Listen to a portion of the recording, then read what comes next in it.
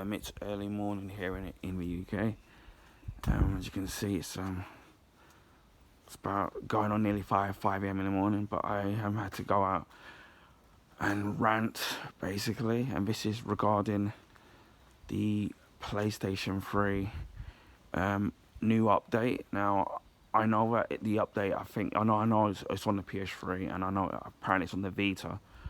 Not sure if it's 100% also on the Sony PSP, so don't quote me on that. So anyway, they've done this new update, and they say that it's for security reasons. So basically, normally what you would do is obviously you would use your email address and whatever password that you have chosen. Now, with me, I have a PSP. I have a PlayStation 3. PS4 and now a PS5, and then also if you use the PlayStation app on your mobile device, obviously to sign in on there, you obviously would use the same password and obviously the same email address. And some gaming apps, say like for example the Gran Turismo app, you have to sign in using your Sony email. Your email and your obviously your password. So that's fine. Now, what you have to do is, what it does is that it keeps your email address, but your password gets erased, even though you've got the option to auto sign in and also to save your password, which you tick both the boxes with a blue tick.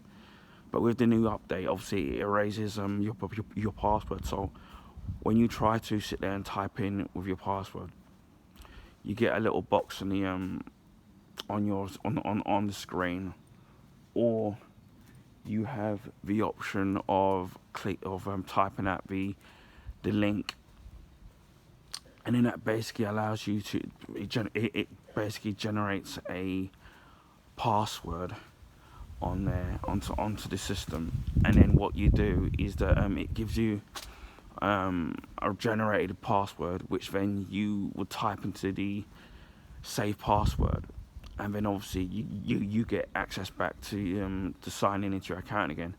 And then rather than sitting and going through the whole process again, you just obviously would tick the boxes to save it. And obviously you could, as I said before, you can either type out the actual link, or you put your mobile device using the camera to scan the QR code, which is a bit, again, as I've always, a bit of a pain in the ass. Anyway, I've done all this, and you have to jump through all these stupid hoops in trying to get this all done. And then I've been reading up advice where it basically says, obviously, if you don't want to go through that stupid process again, you basically tick the boxes so you don't have to repeat the process again, which you would think wouldn't be an issue once you go through it. Pain in the arse, I know, but you do it anyway. I still use my PS3 basically for watching my films, even though I've got a PS4 and a PS5. And obviously I've got Netflix and the Amazon Prime on there. So anyway, I've been watching Netflix, which I know isn't a popular subject because obviously the problems they've been going through.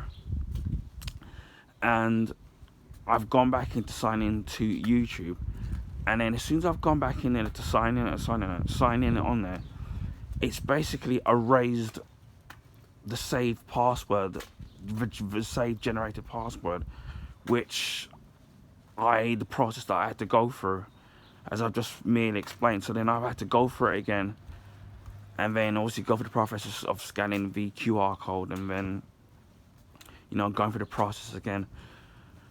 And I could understand. I just don't understand why it erased it in the first place. Now I can understand it if I typed in the new password, the generated password, as I said, and I had forgotten, for example, for it to save, to tick the two boxes, so it auto signs in and obviously saves your password. But I quite clearly did it, and then it erased it for no apparent reason. Now, I know that the story that they're coming up with about it's supposed to be some kind of security thing, so it makes it less likely to be hacked or people to get into your account, which is a good thing because we know that's happened on all the various different consoles and Xbox. The PS3 back in the day used to happen a lot, and then Xbox and even the Switch. I mean, anything's hackable these days. So if you can use a two-step security system on your thing, then it's a good thing to use. Now I do a two-step on my Xbox consoles and also on my Nintendo Switch, obviously for extra protection. And to me, the way they do it, you don't have to jump through. The way to set up this process much easier on the Xbox and the Nintendo systems, and you don't have to jump through so many hoops and sit there and trying to sort it out. And once it's sorted out and done, it's not tedious, and then none of these problems with things being erased or still having issues with it. And I don't understand why Sony, for some bizarre reason, have to make things so difficult. And I don't know if it's a bug. That's the way it happened to me. I don't know, but I know I clearly saved it. So I've turned off the system after trying doing it for the second time, and so far it seems to have worked. Now I know people may be saying, "Well, you've got the newer consoles like the PS4 and the PS5. Why not? You know, you can still use those systems." Now there are various different reasons. For example, on my home cinema setup, it's a optical connection. I know that the newer systems now use a HDMI setup. Now, my home cinema system it's probably about 20 years old now, and I do eventually want to upgrade to a newer home cinema system. Obviously, that will be HDMI. Now, the PS4 uses uses an optical connection. So when I'm playing my games through the PS4, and obviously you're getting all the sound and whatever it is, it's going through the home cinema system, which is great. Unfortunately, the PS5 doesn't have that capability, so you can't do that. Another also big reason, another big issue, that I also have is that another also big issue that I also have is that I still play a lot of I've got a ton of, as a collector of video games, I have a ton of PS3 games that in my collection. Some I've played, some games I haven't played yet, and then also there's some games that I have which are personal, favorites of mine, which either they haven't remastered or they're not available, to get. Now, I know that there's things like PlayStation Now, which obviously I know, which has changed now because obviously they've merged it with their new their PlayStation Plus service, where they've merged it. Now, for me personally, right, I'm not rebuying all my games again, or I'm not going to pay for them all over again when I've got the physical copies already. Now, it's different with say like with PlayStation Now, where maybe there's a game that is at a decent price, or I know with PlayStation Now you can rent, you pay the subscription, and then you got access to loads of games. Now, things do get rather expensive. If you've got PlayStation Plus, you've got to pay for your internet. Maybe you've got more than one other console, and these services start to add up. Now, me personally, I prefer the physical media, but I do like the option of being able to buy things digitally, and I'm not condoning or having like people who maybe use that service to rent it out. But as I thought, it all starts to add up, and again, I'm a big collector of like classic games. Now, so that's why I still use my PS3. Now, if Sony had made the consoles, their newer consoles, backward compatible, like to what Xbox has done, right?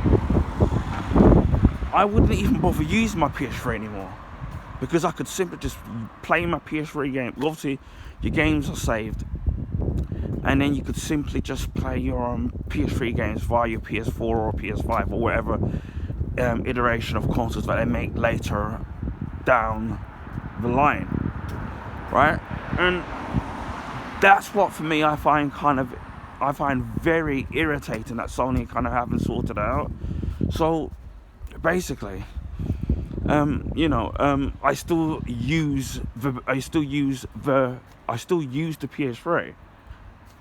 PS3, to play those games. And one of the I think I've already said, I grew up with Nintendo consoles, well, pretty much all of them, except for the Virtual Boy. And obviously I didn't have a Mega Drive, although I borrowed one, which I might actually do a video on that one of these days. And then obviously I grew up with the PlayStation consoles, so from the PS1, obviously from right up until the PS5, which people obviously see my unboxing video of that, hopefully. And I've got a PSP, and I don't own a Vita, which one day I do hope to own. So I've grown up with all those consoles, and then the Xbox, I got into that later in the days, where I was gifted an Xbox One S, and then later on after that an Xbox Series X. Now, one of the things that I like about those consoles is that, because I missed out on the original Xbox, and I missed out on the 360, which there is a story behind that, which again I might tell in another video, right? Having the Xbox One S, and then obviously later on the Series X, a lot of the games that I missed out on, obviously I was able to play obviously the original Xbox games and 360 games via those consoles, because obviously Sony put the backward compatibility into those systems. Now, as we know, it's not necessarily native, because obviously it only works depending on what games they've allowed to be backward compatible. And obviously, with the added bonus, they've even done things where they've even boosted the old games so that there's better frame rate, sharper graphics. So that's kind of cool. And that's one of the things that, for me, for somebody that didn't grow up with Xbox consoles, what I love about those consoles, because it's the fact that they went the extra mile to make their games backward compatible. So if you missed out on the original Xbox and obviously the 360, you can obviously play those games. I'll give you another example. I think I'm trying to remember, it was Hitman Absolutions, right for example, is a backward compatible on the Xbox One consoles and the Series S and X. Now, if you buy that game digitally on the Microsoft Store, I saw it on there for $14.99. Obviously, that's pounds in the UK. But then I was able to pick up the game second hand for £2. Obviously, saved me nearly £13. I mean, obviously, once you put the disc inside of the system, obviously it's backward compatible, no issues. So you've saved. So for me, what I've been doing is picking up loads of Xbox 360 games, and even some original, like the original Splinter Cell on the original Xbox, and then obviously that's backward compatible. Now, there are some games there are two types of games that aren't compatible, and it's either, there are some games, say, I'm trying to think, I think it's Dead Rising 1. If you buy the physical disc of Dead Rising 1, it's not backward compatible if you put the disc into the Xbox One or Series S or X. But you can actually buy the game on the Microsoft Store and then play it that way. But you can't use the disc on it. So that's a bit odd. But you can do that. But nevertheless, most of the games that I've picked up over the last couple of years, they have been, obviously, as I said before, backward compatible. So most of the games that I want, they're actually there.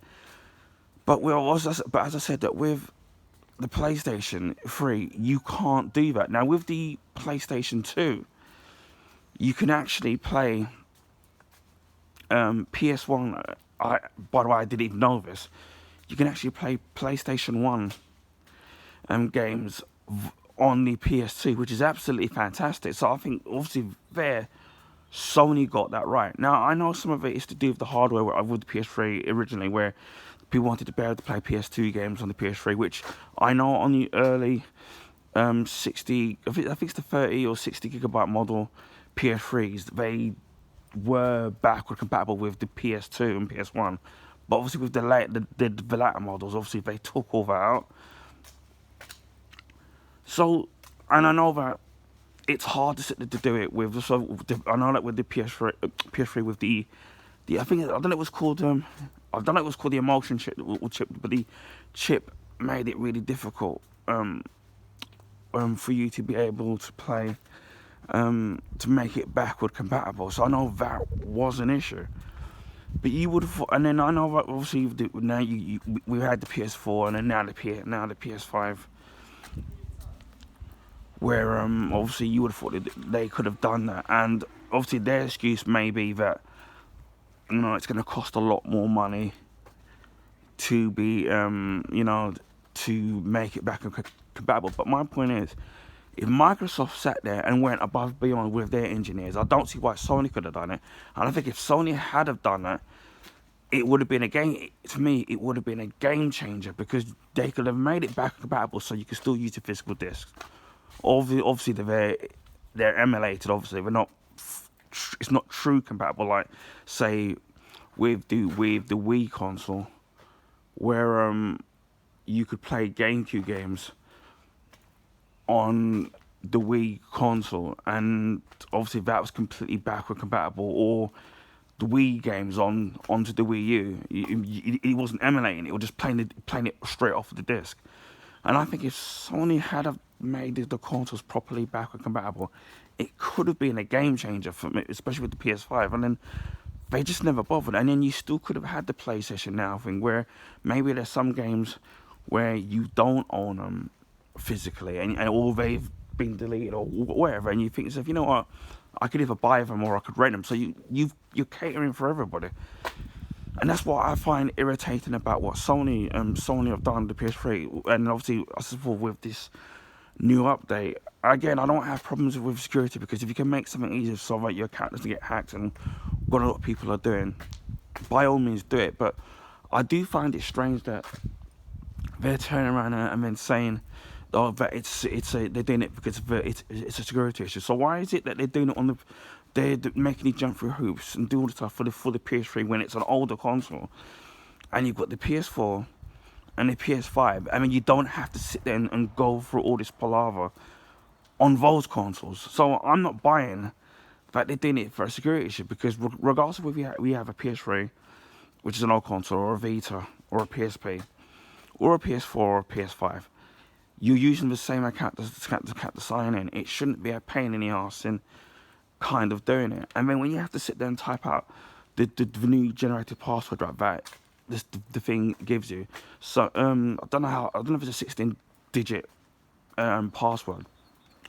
But another thing that's annoying is that some of the letters are higher case and lower case, and then obviously you've got to use numbers. And then you imagine trying to type that, which I had problems I had on using the PS3 joypad. I mean, it's annoying. Now, I know I've heard stories about people say, oh well, you can if you got a keyboard, or you got a keyboard, or if you got you can do it via your computer. I think, I'm not sure how it works, but I don't have a computer, so for me, it's more difficult for me to sit there to kind of actually go through this. So again, as I said before, I see why Sony is doing what they're doing for protection, but I just wish that they did a much better job in actually executing it. And as to why it is that I did all of that, saved the login details of and automatically sign me in there, and the save password, and it's still deleted it. So fingers crossed it hasn't done it, because I've turned the machine off and turned it back on again, and I haven't had problems. But touch wood, it doesn't happen again. But as I said, I don't understand why Sony, for example, have to make things so difficult, because as I said, you got the two-step processes on two-step process security on most things these days. I've got it on my Xbox consoles, got it on my Nintendo consoles, got it on, say, my Google and my Hotmail as well. Right, but there's none of this kind of having all these issues where it's deleted all your stuff, and you have to go through the process of having to do everything all over again. So yeah, I'm not really kind of pleased with what Sony's has done, and also obviously, and hence the long rant video. So let me know if you agree with my points, or maybe you disagree with my points. But anyway, that's my rant over.